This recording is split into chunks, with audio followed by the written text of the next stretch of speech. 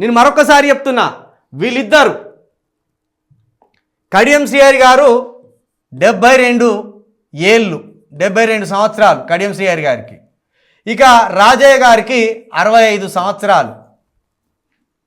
ఇద్దరు వృద్ధులు, లేవలేరు, ఉరకలేరు, మాట్లాడలేరు, ప్రశ్నించలేరు, కొట్లాడలేరు. పైగా వీళ్ళిద్దరు చీటర్సు, నేను ఫైటర్ని. కడియం శ్రీహరి చీటరు, రాజయ్య చీటరు, చిలక ప్రవీణ్ ఫైటరు. మీరే చూస్తున్నారు. దళిత వాదం గురించి మాట్లాడుతున్నా, బీసీ వాదం గురించి మాట్లాడుతున్నా, తెలంగాణ ప్రాంతం గురించి మాట్లాడుతున్నా, తెలంగాణ ప్రాంతానికి కేంద్రం చేస్తున్న మోసం గురించి మాట్లాడుతున్నా. 2 సార్లు దాడి జరిగింది నా మీద. ఇందులో రాజయ్య నా ఇంటి మీద పడి 600 మందితోటి నా అమ్మను, నా తండ్రిని, నా తమ్ముడిని చంపేయాలని చూసిండు. ఒక 600 మందిని పంపి ఇన్ని దాడులు తట్టుకుంటూ, ఇంతమందిని ప్రశ్నిస్తూ తెలంగాణ ప్రాంతం కోసం ప్రాణాలొడ్డి నిలబడుతున్నా. కాబట్టి రేపటికల్లా స్టేషన్ గన్పూర్లో ఉప ఎన్నిక వస్తే, మీరు చిలక ప్రవీణ్ అనే ఒక యువకుడికి అవకాశం ఇస్తే, ఈ వృద్ధులను ఇద్దరిని ఇంటికి పరిమితం చేసి అక్కడున్న యువకులతోటి స్టేషన్ గన్పూర్ని ఒక అద్భుతమైన రీతిలో ప్రణాళికబద్ధంగా అభివృద్ధి చేసే బాధ్యతని నా భుజాల మీద వేసుకుంటా. నేను మరొకసారి చెప్తున్నా, ఈ చీటర్స్కి ఈ ఫైటర్కి మధ్య జరగబోయే రాజకీయ యుద్ధం అది. చిలక ప్రవీణ్ అనే ఒక ఫైటర్ తోటి ఇద్దరు చీటర్స్కి జరగబోతున్న రాజకీయ యుద్ధం ఇది. ఈ రాజకీయ యుద్ధంలో ఈయన 400 కోట్లకు ఉండొచ్చు, 400 కోట్లకు ఉండొచ్చు కడియం శ్రీహరి. ఇక ఈయన 200-300 కోట్లకు ఉండొచ్చు. ఈ 200-300 కోట్లతోటి, ఈ 400 కోట్లతోటి మనం పోటీ పడగలం. రూపాయి లేకపోయినా ధైర్యంతో, ఒక భావజాలంతో, ఒక బలమైన సంకల్పంతో ఈ 400 కోట్లను, ఈ 200 కోట్లను అవలీలగా కొల్లగొట్టగలం. కొల్లగొట్టి గెలిచి చూపించగలం. ఈ రాష్ట్రానికి స్టేషన్ గన్పూర్ ఉప ఎన్నిక అనేది ఒక కొత్త చారిత్రక పరిణామంగా ఉండాలని కూడా కోరుకుంటున్నా. ఎందుకంటే యువకులు రాజకీయాల్లోకి రావాలి. ఇలాంటి వృద్ధులను మనం ఇంటికి సాగనంపాలి. ఇంకెన్ని సంవత్సరాలు భరించాలి వీళ్ళను? నేను మొన్న చెప్పిన, నాతోటి చదువుకున్న వ్యక్తుల పిల్లలే బీటెక్ ఫైనల్ ఇయర్ చదువుతున్నారు. అంటే వీళ్ళు ఎప్పటి నుండి రాజకీయాలు ఉన్నారో మీరు అర్థం చేసుకోరు. ఈయన 32 సంవత్సరాలకే రాజకీయాల్లోకి వచ్చి ఎమ్మెల్యేగా పోటీ చేసి ఓడిపోయిండు.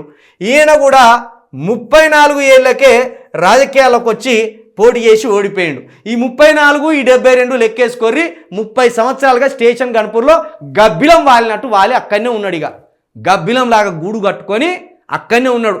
శని స్టేషన్ గన్పూర్కి ఎవడైనా శని ఉన్నాడంటే రాజయ్య, కడియం శ్రీహరి, వీళ్ళిద్దరే శని గబ్బిలాలు. పాత గబ్బిలాల లెక్క గూడులు కట్టుకొని అక్కడ ఉన్నారు. ఓ యువకుని అటు రానిత్తలేరు, యువకునికి ఇవ్వకుండా అడ్డుపడుతున్నారు. కాబట్టి తెలంగాణ ప్రజలారా, నేను మరొకసారి చెప్తున్నా, మా స్టేషన్ గన్పూర్ నియోజకవర్గ ప్రజలకు మరొకసారి చెప్తున్నా, 1 ఓటు 1 రూపాయి చిలక ప్రవీణ్కి ఇవ్వండి. 100% స్టేషన్ గన్పూర్లో ఒక రాజకీయ సంచలనాన్ని సృష్టిస్తా, అక్కడి నుంచి ఒక చరిత్రను సృష్టిస్తా అని కూడా మరొకసారి మీకు చెప్తున్నా. కాంశీరామ్ గారు చెప్పిండ్రు, ఓటు దేదో నోటు దేదో. మంచి పాలన కావాలన్నా, మంచి పాలకులు రావాలన్నా మీ నుండి మీరే ఓటు వేయాలి, మీ దగ్గర నుంచి ఒక రూపాయి ఇవ్వాలి అన్నారు. ఈయన ఒక 400 కోట్లకు, ఈయన ఒక 200 కోట్లకు, ఈయన కాంగ్రెస్ పార్టీ, ఆయన బీఆర్ఎస్ పార్టీ నుండి ఉన్నప్పుడు నాలాంటి ఒక సామాన్యుడు, ఒక భావజాలం కలిగినోడు, ఒక సిద్ధాంతపరమైన ధైర్యం ఉన్నోడు ఎన్నికలకు రావాలంటే తప్పకుండా స్టేషన్ గన్పూర్లోని ప్రజలు మీరే రూపాయి ఇవ్వాలి, మీరే మీ ఓటు తీసుకొచ్చి చిలక ప్రవీణ్ బ్యాలెట్ దగ్గర వెయ్యాలి. అప్పుడు కానీ ఒక కొత్త రకమైన, ఒక నూతన రకమైన రాజకీయం వస్తుంది, నూతన నాయకులు వస్తారు. అప్పుడు రాష్ట్రం కోసం కొట్లాడేటోళ్ళు, సిద్ధాంతం కోసం కొట్లాడేటోళ్ళు రాష్ట్రంలో ఉంటారు, రాష్ట్రం బాగుంటుంది. మరొకసారి చెప్తున్నా, రాష్ట్ర వ్యాప్తంగా ఉన్న మిత్రులు ఎవరైతే యువకులు ఉన్నారో, చిలక ప్రవీణ్ లాంటి యువకులు రాజకీయాల్లోకి వచ్చి నిలబడాలంటే మీరే మనిషికో రూపాయి ఇవ్వాలి, మీరో మనిషికో రూపాయి ఇవ్వాలి. ఖచ్చితంగా మీరు సాయం చేస్తే ఈ వృద్ధ రాజకీయ నాయకులను స్టేషన్ గన్పూర్ నుండి తన్ని తరమడం ఖాయమవుతుంది. అట్లా స్టేషన్ గన్పూర్లో ఉన్నట్టు వృద్ధ రాజకీయ నాయకులు రాష్ట్ర వ్యాప్తంగా ఎక్కడున్న వాళ్ళను తన్ని తరిమేసి యువకులను గెలిపించుకునే ప్రయత్నం భవిష్యత్తులో వస్తుంది. కాబట్టి స్టేషన్ గన్పూర్ నుండే ఆ యుద్ధం స్టార్ట్ కావాలి. గతంలో తెలంగాణ మూమెంట్ జరుగుతున్నప్పుడు స్టేషన్ గన్పూరే మొట్టమొదటి వేదిక అయింది. ఇప్పుడు కూడా వృద్ధ రాజకీయ నాయకులను ఇంటికి పంపడానికి స్టేషన్ గన్పూరే వేదిక అవుతుంది. చిల్కా ప్రవీణే అక్కడ ఇద్దరు వృద్ధ నాయకులను ఒడగొట్టి వాళ్ళకు వృద్ధాప్య పింఛన్ కూడా ఇప్పించే బాధ్యతను కూడా తీసుకుంటానని మీ అందరికీ చెప్తున్నా.